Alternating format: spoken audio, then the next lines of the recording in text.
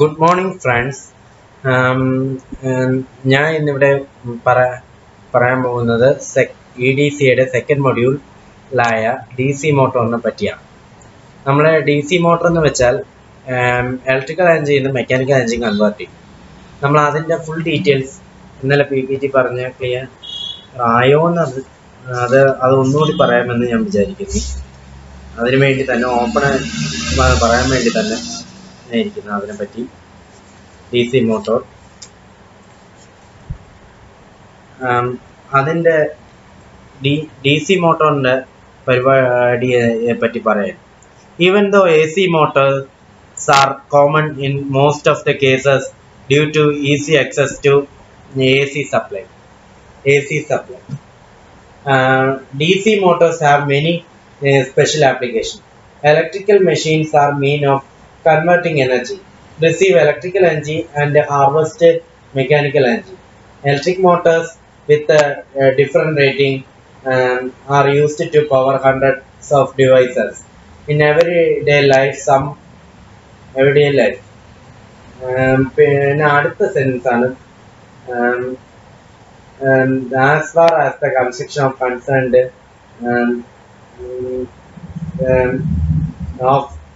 concerned there is no difference between DC generators and DC motors. നമുക്കിനി അടുത്ത principle of operation പറഞ്ഞു പോകാം. The machine that converts DC power into mechanical energy is known as DC motor. Its operation is based on the principle that when a current carrying conductor is placed in a magnetic field, the conductor experiences a mechanical force as shown in figure 2.1. The direction of force is given by Fleming's left hand rule and its magnitude is given by F is equal BIL Newton. Generate വരുമ്പോൾ right hand റൂളും ഇവിടെ left hand റൂളും മാത്രമേ വരൂ. നമുക്കിനി principle of operation of DC മോട്ടറിന്റെ figure കാണാം.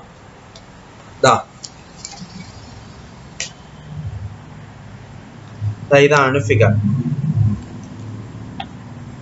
ഇനി അടുത്തത് working principle of DC motor. When an external supply is applied across the motor terminals, the field magnets are excited and develop alternate north and south pole. And the armature conductors carry currents.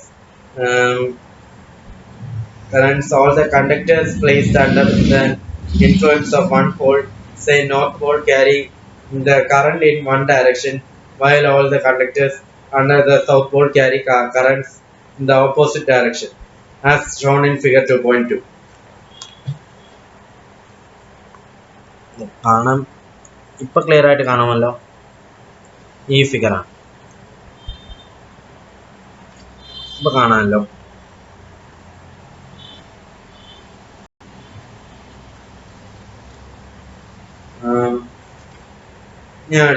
The interaction between the magnetic field produced by main poles current carrying armature conductors develop a resultant magnetic field. The field produced by the armature conductors always has a tendency to come line with the position of main field, and the electromagnetic torque is developed anti-clockwise direction. Anti-clockwise ഇങ്ങനെ വരും, clockwise ഇങ്ങനെ വരും, clockwise ഇങ്ങനെ, anti-clockwise ഇങ്ങനെ. നമ്മൾ അതിനെ പറ്റി പറഞ്ഞു. ഇവിടെ വരുന്നത് ലെൻസ് ലോ ആണ് അപ്ലൈ ചെയ്യുന്നത്. ഫ്ലെമിങ്സ് ലെഫ്റ്റ് ഹാൻഡ് റൂളും ലെൻസ് ലോയും കൂടിയാണ് ഇതിന്റെ ആപ്ലിക്കേഷൻ. ഇതിന്റെ പ്രിൻസിപ്പിളൊക്കെ ഇത് ഇലക്ട്രോമാഗ്നറ്റിക് ഇൻഡക്ഷന്റെ second law, Faraday's second law, Lenz law എന്ന് പറയുന്നത് അത്. ഇനി ബാക്ക് ഓർ കൗണ്ടർ EMF, നമ്മൾ ബാക്ക് EMF എന്നാണ് പറയേണ്ടത്. Back EMF means EB. When the armature of a DC motor rotates under the influence of the driving torque, the armature conductor cuts the magnetic field, and hence an EMF is induced in the armature conductors according to Faraday's law of electromagnetic induction. The induced EMF acts in opposite direction to the applied voltage. V by Lenz law and is known as back or counter EMF. Equivalent circuit is shown figure 2.3.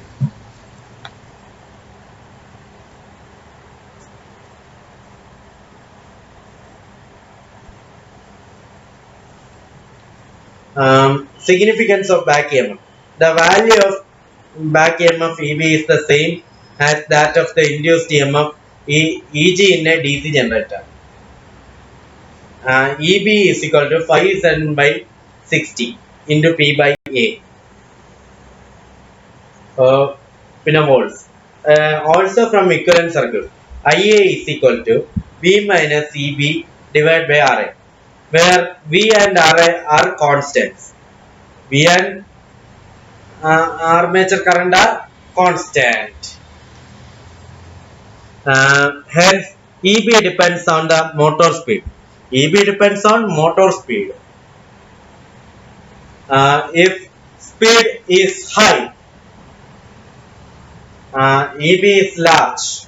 EB is large. EB is large. IA is small. And speed is less. Speed പതുക്കെ കുറഞ്ഞു വരുന്നു. EB is less. Hence, IA is large. Develop a more torque. It is clear that the back EMF EB acts as a governor. It makes the motor self-regulating. Types of DC motors: DC shunt motor, DC series motor, DC compound motor. നമ്മൾ ഇതിന്റെ PPTയിൽ ചെയ്ത ഇക്വേഷൻസും എല്ലാം കൂടി ഞാൻ ഇടുന്നുണ്ട്. PP representation ഉണ്ട്. ഉടൻ തന്നെ ആവും. അത് ഉടൻ തന്നെ ചെയ്യുന്നത്. അത് കഴിഞ്ഞ ഇതിൽ ചെയ്തു. ഒന്നുകൂടി ക്ലിയർ ആക്കിയിട്ട് ചെയ്യാൻ പോവുകയാണ്. അതെന്തായാലും ഇന്ന് തന്നെ ചെയ്ത് തീർക്കും. ഇന്ന് തന്നെ ഈ മൊഡ്യൂൾ അന്ന് നമ്മൾ കംപ്ലീറ്റ് ചെയ്യാനുള്ള ഇതിലാണ് ഞാൻ നിൽക്കുന്നത്. ഇന്ന് ഈ മൊഡ്യൂൾ കംപ്ലീറ്റ് ചെയ്യാൻ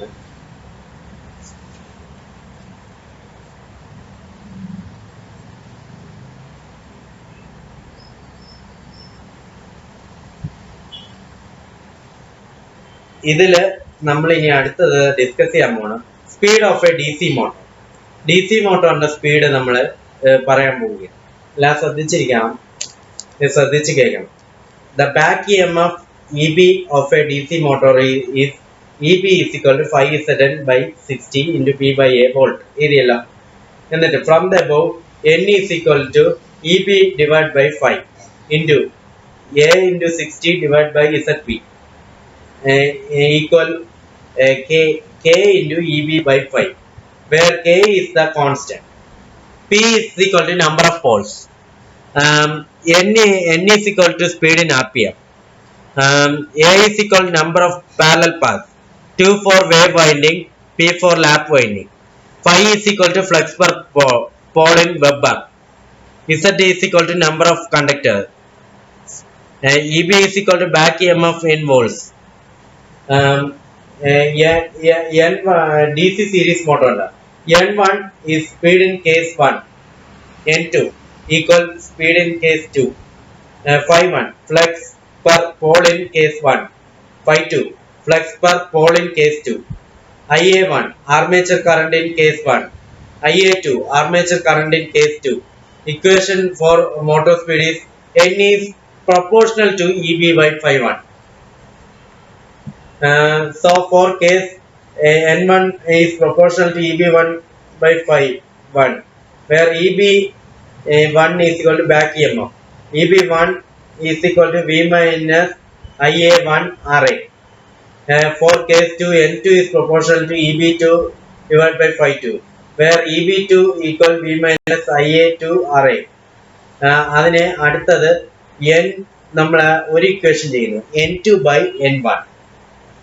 Then അതിൻ്റെ ചേർത്ത് N2 by N1 equal EB2 by EB1 into phi1 by phi2.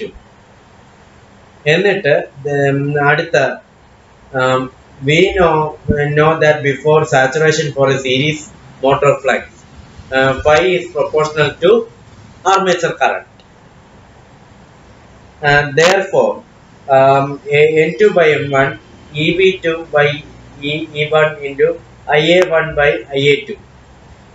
ഇനി അടുത്തത് നമ്മൾ ഇനി അടുത്ത DC ഷണ്ട് മോട്ടോർ വരുമ്പോൾ N2 by N1 is equal to EB2 by EB1 into phi1 by phi2.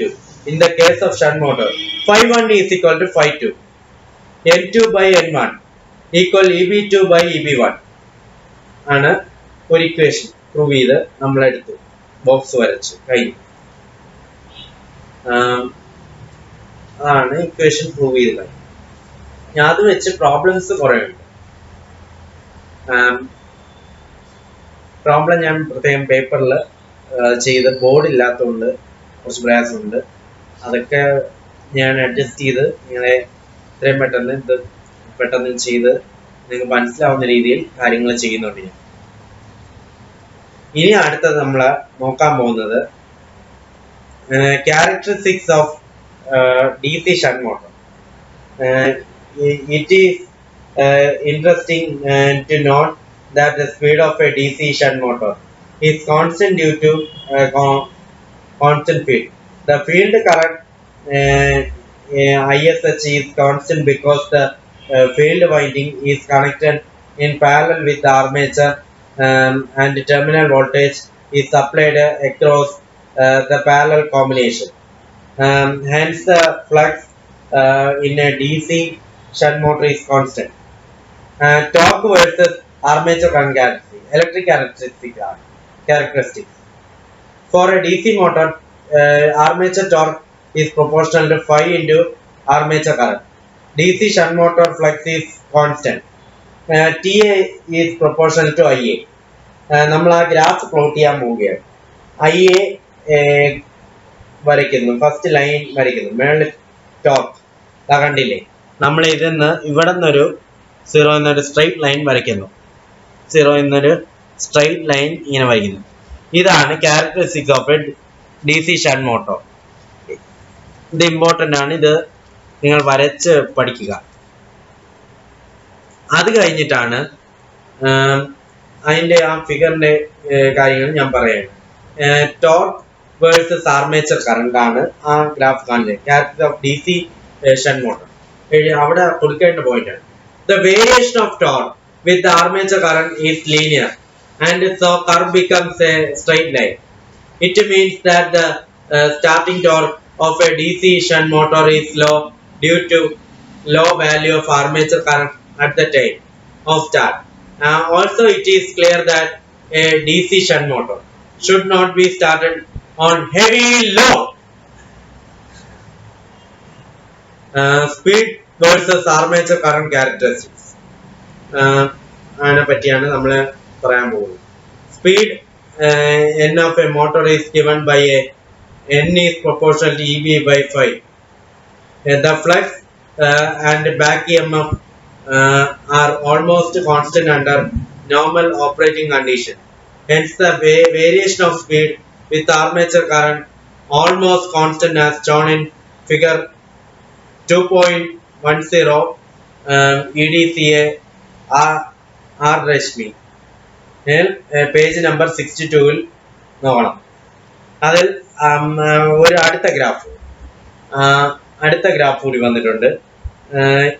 ഈ അടുത്തതില് സ്പീഡും തന്നിട്ടുണ്ട്, ആർമേച്ചർ കറണ്ടും തന്നിട്ടുണ്ട്. സ്പീഡും തന്നിട്ടുണ്ട്, ആർമേച്ചർ കറണ്ടും തന്നിട്ടുണ്ട്. ഇതിൽ നമ്മൾ ഈ സൈഡ് വരുമ്പോൾ ആർമേച്ചർ കറണ്ട്, ഈ സൈഡ് വരുമ്പോൾ സ്പീഡ്. നമ്മൾ ഇവിടെ നിന്ന് ഒരു പോയിന്റ് ആയിട്ട് വരയ്ക്കുമ്പോൾ പോയിന്റ് ഒരെണ്ണം വരയ്ക്കുക.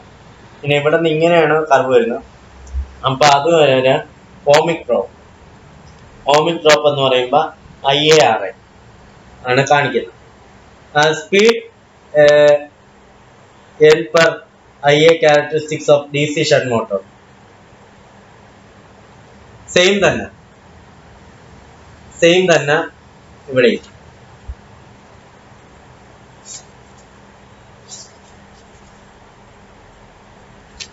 ഇനി അടുത്തതാണ് നമ്മളെ ആപ്ലിക്കേഷൻസും ക്യാരക്ടറിസ്റ്റിക്സും പറയാം ഓരോന്നിന്റെ. DC ഷണ്ട് മോട്ടോർ എന്ന് വെച്ചാൽ nearly constant speed, medium starting torque ആണ് ക്യാരക്ടറിസ്റ്റിക്സ് DC ഷണ്ട് മോട്ടോറിന്. ആപ്ലിക്കേഷൻസ് വരുമ്പോൾ spinning mills, lathe, wooden planers, machine tools, blowers, fans,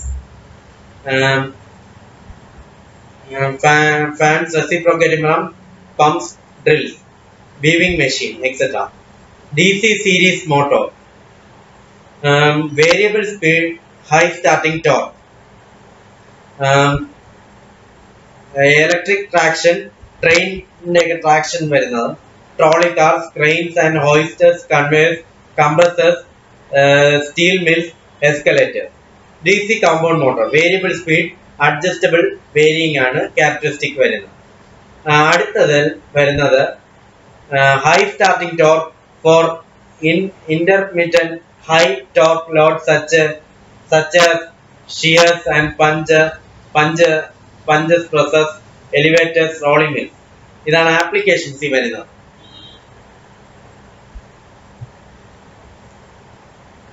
ഇനി അടുത്തതാണ് principle of starting DC motor. അതിലെ ഓരോ കേസുകൾ 3 point സ്റ്റാർട്ടറും ഉണ്ട്, 4 point സ്റ്റാർട്ടറും ഉണ്ട്.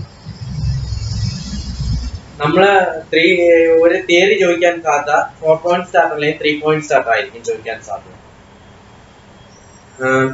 Losses in DC motor, iron loss, copper loss, mechanical losses.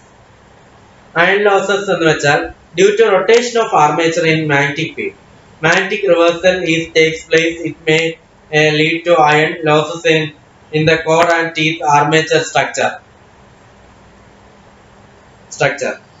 അവിടെ കോർ ലോസ് വരുമ്പോൾ hysteresis eddy current loss.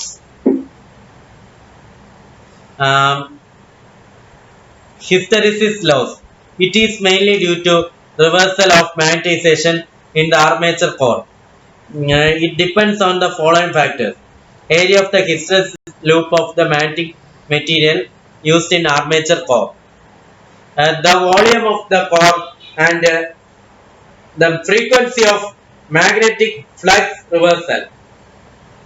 Hysteresis loss in equation: efficiency into voltage into frequency, V max per 1.6. ഇനി അടുത്ത eddy current loss. When the rotates, it cuts the magnetic field or flux developed by the field poles. It will further generate an EMF across the armature conductors according to Faraday's law of electromagnetic induction, which circulates a large current in the armature core due to its small resistance. അടുത്ത thickness of lamination, T. Frequency of flux reversal, F. Maximum value of flux density, B max. Volume of armature core, V. Quality of iron. Eddy current loss and equation P is equal to eddy current loss in the P is equal to KB is B square max into F square T square V and watts units കൊടുത്തിട്ടുണ്ട്. ഇനി copper losses. Armature copper loss ഉണ്ട്, field copper loss ഉണ്ട്, അതിന് series field copper loss ഉണ്ട്, shunt field copper ലോസും ഉണ്ട്. Loss due to brush contact resistance. Mechanical loss, friction loss ഉണ്ട്, vintage loss ഉണ്ട്. ഇതിനെ പറ്റിയാ പറഞ്ഞേക്കുന്നത്. ഇനി ഓരോ കാര്യങ്ങളായി നമ്മൾ പറഞ്ഞു കഴിഞ്ഞു. ഏകദേശം നമ്മൾ ഇത് തീർത്തു. ഇനി പ്രോബ്ലംസ് മാത്രമേ ഇനിയുള്ളൂ. ഇനി ഇതിൽ നിന്ന് വരാൻ സാധ്യതയുള്ളത്, ഇമ്പോർട്ടൻ്റ് ആയി വരാൻ സാധ്യതയുള്ള ക്വസ്റ്റ്യൻ നിങ്ങൾ ശ്രദ്ധിക്കണം. Describe the construction of DC motor വരാൻ സാധ്യതയുള്ളതാണ്. പിന്നെ list the difference between DC generator and DC motor, അത് ചോദിക്കും. Explain the principle of operation of A DC motor, അത് വരച്ചിട്ട് ചെയ്യണം. ഇനി നമ്മൾ ഇനി പ്രതീക്ഷിക്കുന്നത് Derive the expression for the mechanical power developed by a DC motor. അത് ചോദിക്കാം.